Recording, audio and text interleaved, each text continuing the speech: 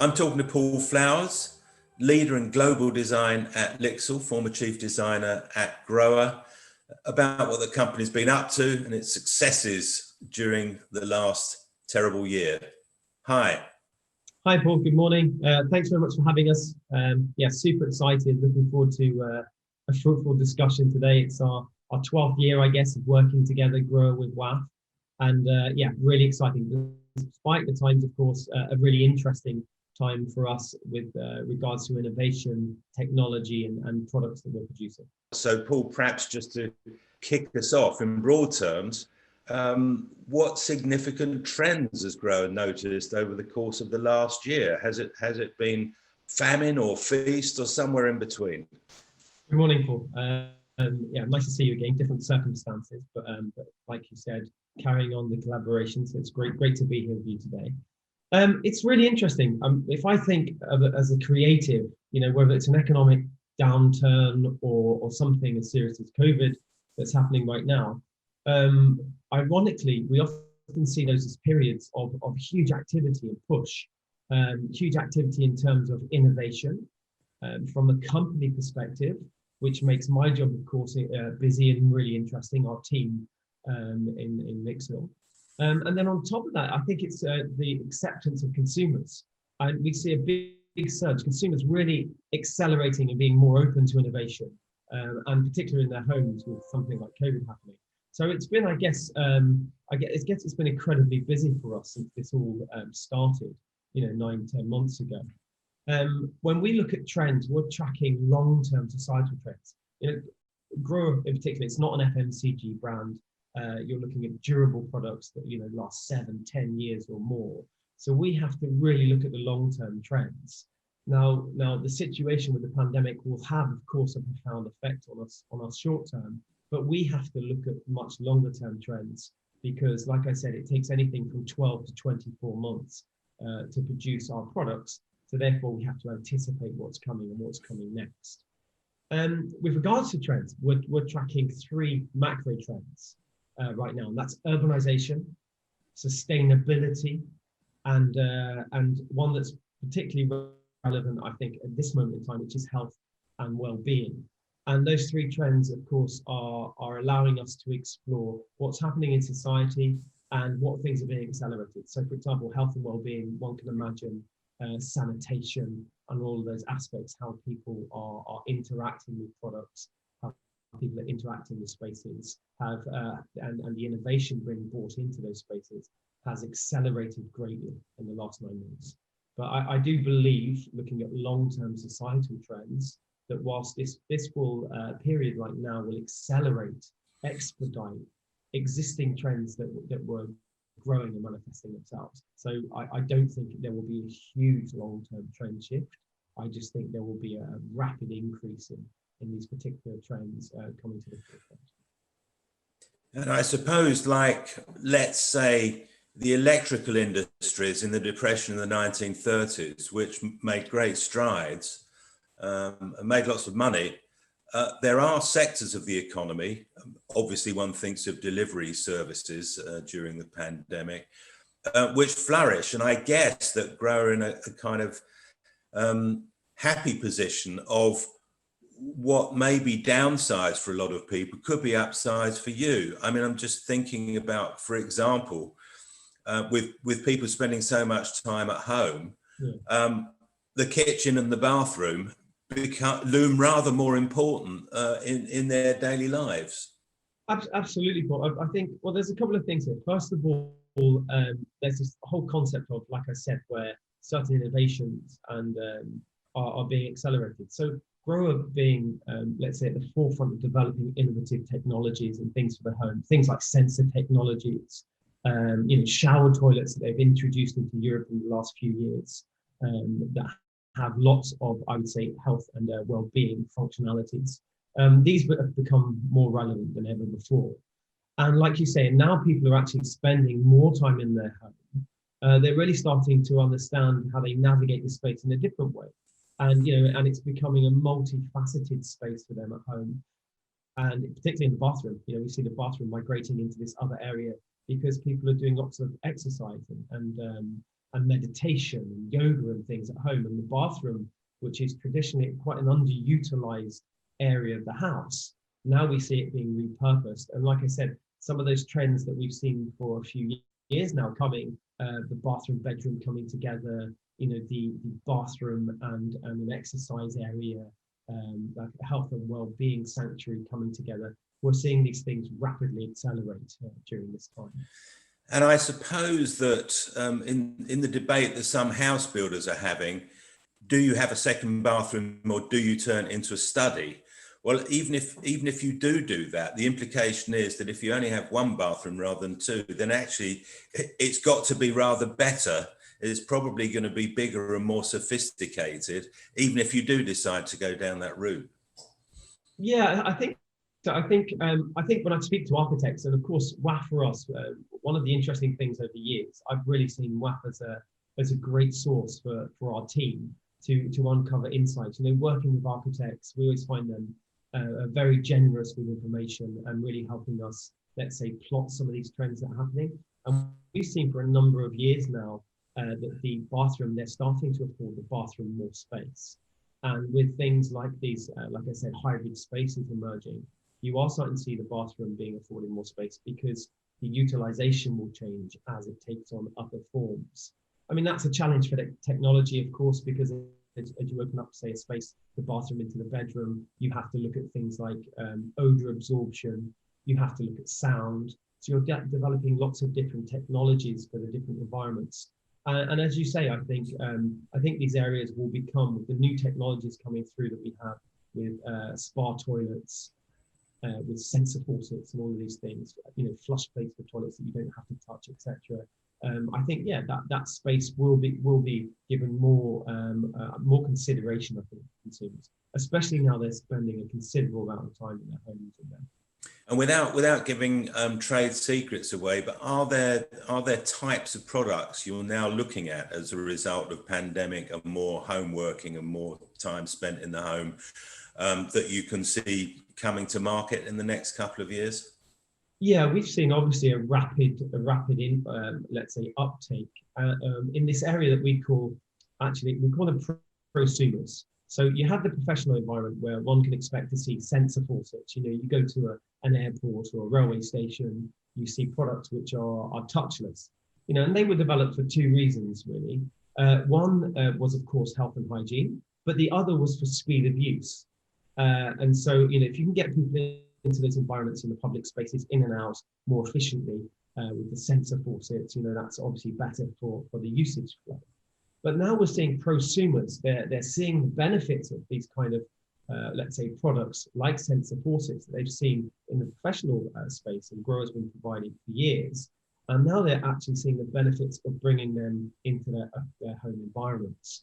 And benefits, of course, in terms of sanitation, but benefits also in terms of convenience. So everything from, we're seeing them, of course, having hands-free products because you don't actually touch them, so there's no cross-contamination of surfaces, for example. We're seeing that you don't have to clean the products as regular if you're not touching them, of course.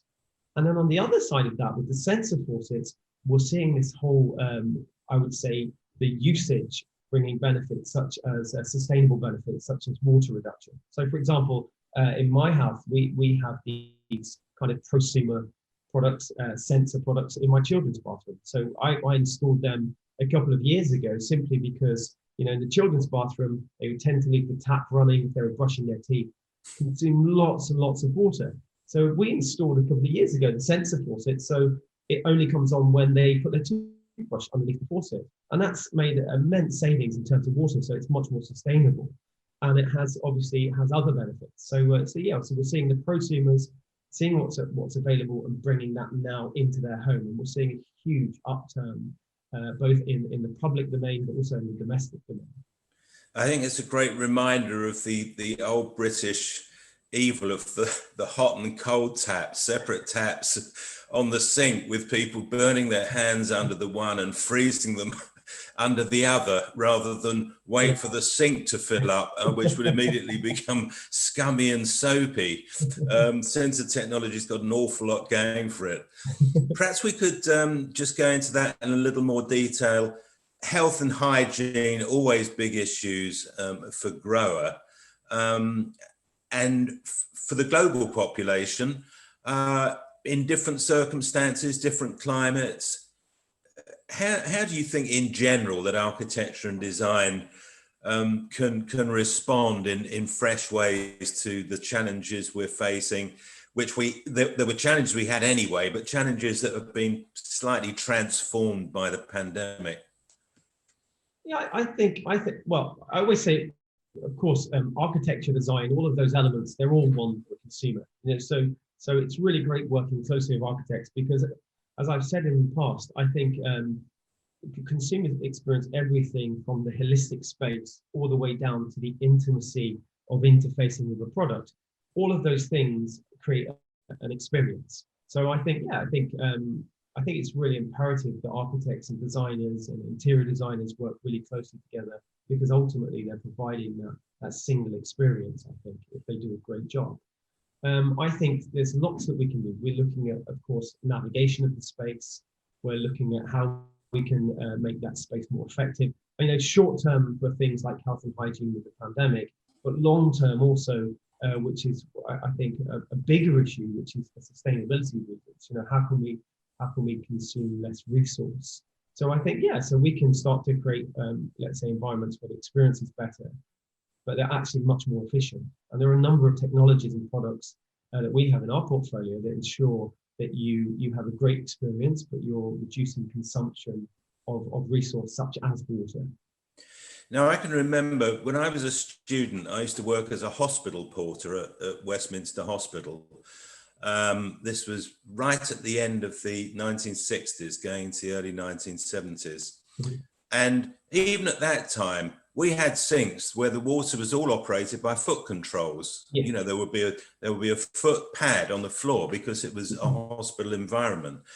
It amazes me that the sort of touch-free technology, really until quite recently, was mysterious. It was part of that sort of professional world, but no one ever thought that it should be used in consumer circumstances, even in sort of semi-public buildings like hotels and airports. And I'm assuming that touchless technology is kind of just an automatic part of your kind of, I don't know what the phrase is, your lexicon of design possibilities. I imagine it's getting more important. Absolutely. I think alternative ways to control the product, of course, like I said, that's been coming for some time. So to grow, we've had for decades now, we've had sensor technology. So infrared sensing technology. And in the last few years, we've developed alternative ways to use those kind of technologies, but to cater for different consumer preferences. So we have everything now from regular sensor products that, proximity sensors, like I said, infrared sensors, to we have products that you can, in the kitchen, that you can actually wave your foot underneath the cupboard. There's a small sensor there, and then that switches the faucet on. We have products such as Sensi Arena, WCs, that as you walk into the toilet, the lid opens automatically, it senses you. So you technically don't have to touch the toilet at all. You can go to the toilet and then simply, without touching the flushing system or anything, you can leave that space and it will flush automatically and close the lid afterwards. And then you can navigate to the wash basin and the water switches on itself again with that kind of sensor. So we have products that have proximity sensors, we have products you can control with your feet, and we even have kitchen faucets where we use a thing called touch sensors, which are capacitive sensors. So you can touch them, for example, say with your elbow. So if you're cooking, you're using, let's say cooking and chopping chicken or something, you don't contaminate the surfaces you touch because you're doing a particular function. You can actually use the cleaner parts of your body, but have that physical interaction. So we've gone all the way from that semi-physical interaction with capacitive to completely touch-free technologies as we've evolved and opened up the consumer offering. Now, I'm assuming that if there are circumstances where people do have to touch things, but it's also true that there are materials which are pretty much COVID or any other infection, well, they're much more resistant than some others. I wonder if that comes into play with your range of products, or in fact, whether you can actually pretty much avoid touching anything. Yeah, I mean, I'm always a big fan of, the best way to solve a problem is to just eliminate the problem. So for me, I think rather than having products that you have to clean, the consumers don't want to have to clean their products. So if you can have an interaction with that product where you still benefit from its use, but with completely without having to touch, of course, I think that's a much, much better solution. The other thing that we're seeing as well with consumers short term, and this will accelerate this anyway, we're seeing a preference for more contemporary designs, so less authentic designs, because you started to see with the authentic aesthetic, and we've seen this historically in the past with different pandemics, in architecture and in design, you actually see a simplification of the aesthetics, because actually with the simplification of the detailing on the aesthetics, it's much easier to clean and maintain. And that's a hygiene driven kind of aesthetic, if you like, direction. Yes, I think a very good example of that was the design of hospital beds, and even chairs that people use in hospitals, where, at one stage to clean a bed required you to sort of touch about 30 different surfaces and parts. Yeah. And obviously a really smart design could eliminate most of that. Absolutely, yeah, absolutely, Paul. And I remember actually discussing with some architects a number of years ago. I was fascinated. They were actually looking at in hotels, the turnaround of hotels, and how they could create a much more efficient, let's say, room for cleaning, because obviously cleaning is a big part, and it's quite expensive. So they were even looking into the details and I would say process time of when somebody was cleaning the bathroom, having a round mirror versus a square mirror. Having a round mirror, even at that detail, was much easier to clean quicker and thoroughly than having a square mirror way into the corners. So, we get lots of these insights about how to create products which are easier to clean, kind of hassle-free, maintenance-free.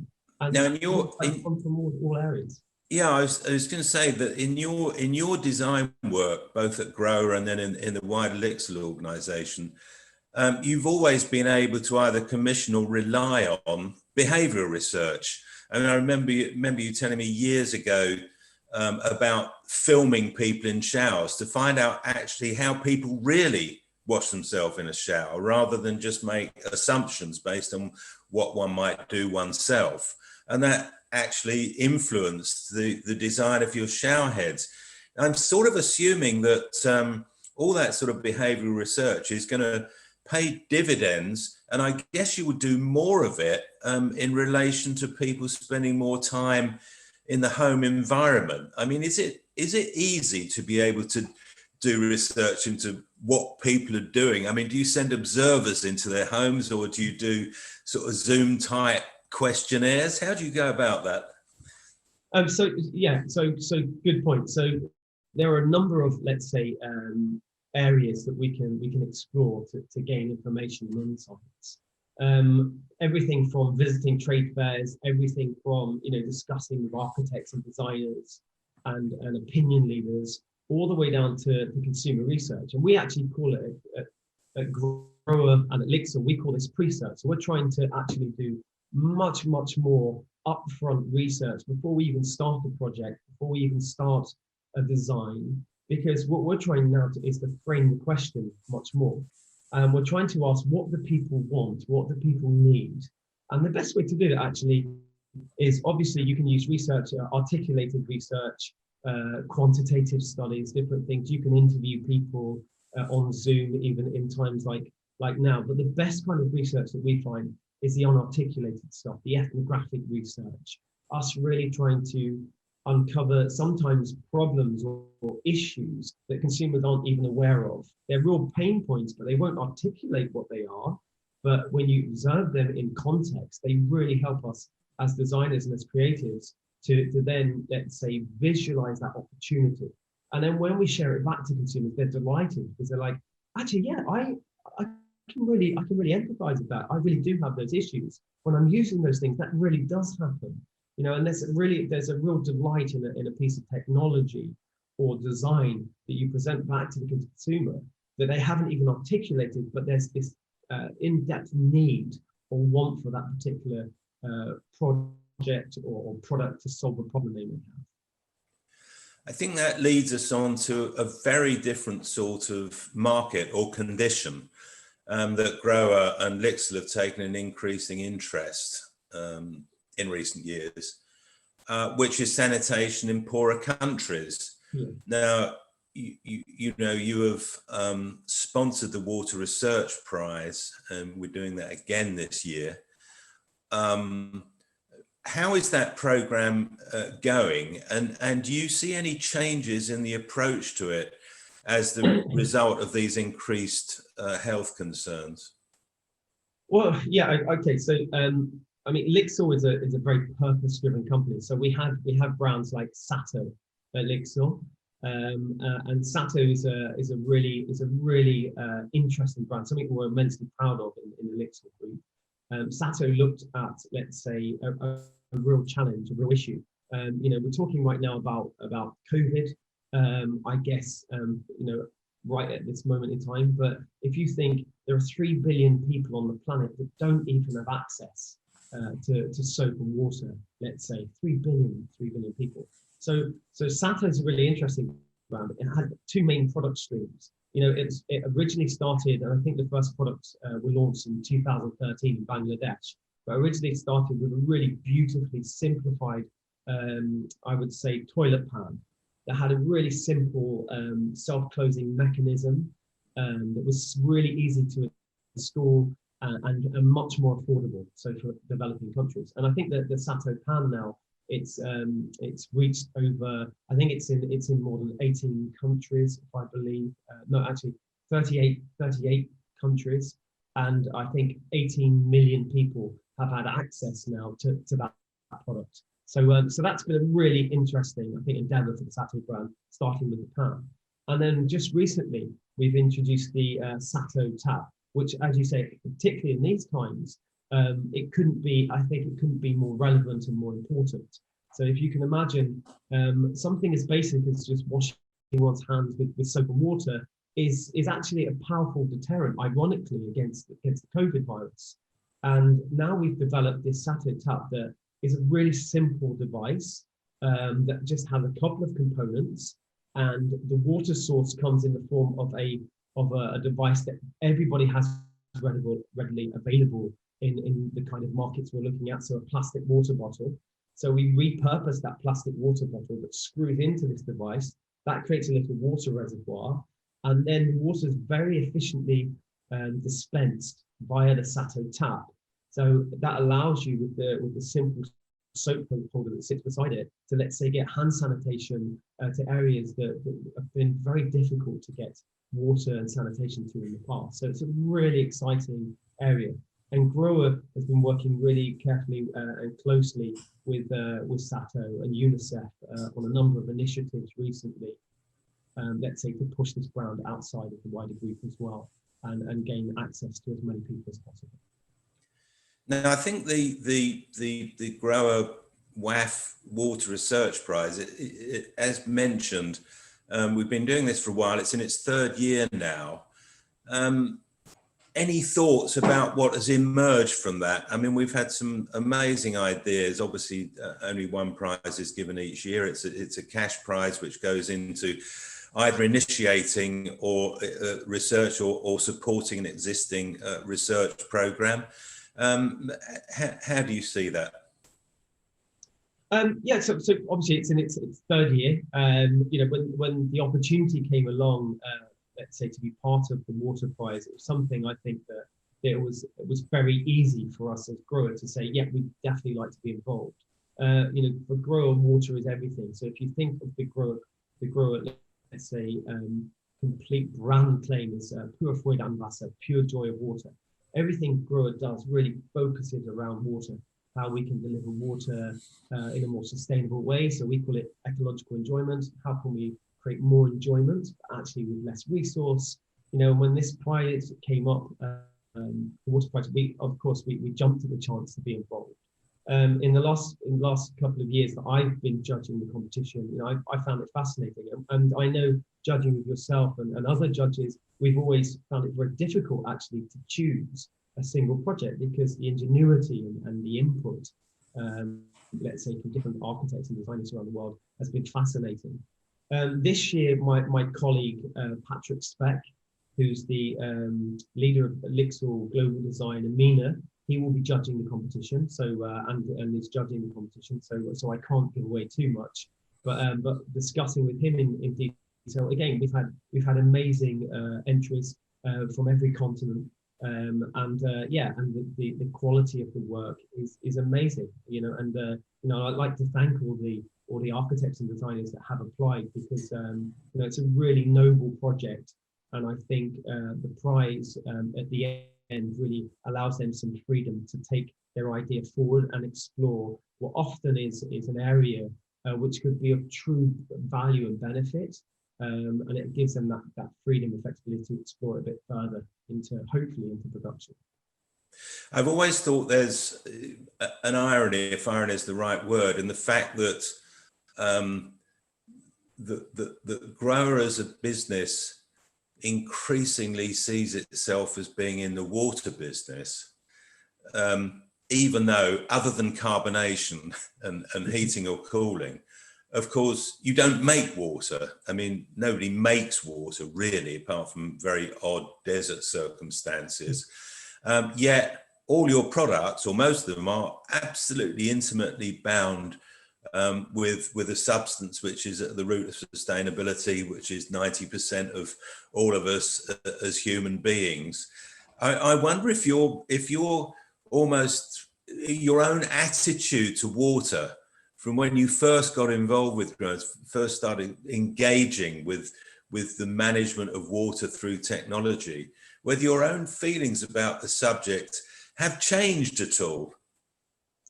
Wow, that's really interesting. My background, I very much worked for technology companies in the past, and I worked for brands like Philips. So yeah, I think when I originally entered this space as a product designer, with a technological background, it always amazed me actually how analog the bathroom and the kitchen was. And I was fascinated and drawn in, of course, originally because of the beauty of the source that you're working with, like you say, water.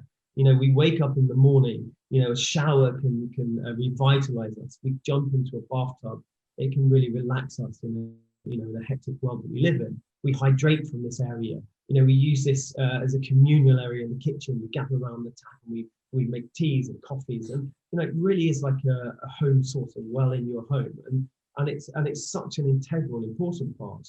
And then I guess now that we see all of the technologies coming in, and for me it's very exciting, like I said, coming from a technology background, seeing technologies that allow you to navigate the space in a different way, technologies that allow you to control with sensors, technologies that allow you to pause water, so really looking at the process of use, toilets that will cleanse you at the end. If you've gone to the toilet, it washes your backside, it dries your backside, odor absorption takes away the smells, all of those inconvenient things that we don't like to talk about, intimate things, but does all these amazing things now. So we've seen technology, particularly in the last 10 years, come into these analog spaces, and I think provide true consumer benefit.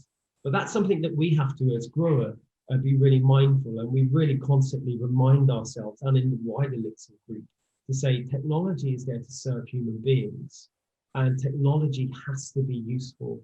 Technology has to have a reason for being, and if we can deliver that in a way that's relevant to consumers, it can completely transform that experience and make it a much more valuable experience. As a final point, you mentioned a couple of words which I hadn't come across before. One was prosumer, blending of professional and consumer, and the other one, pre-search.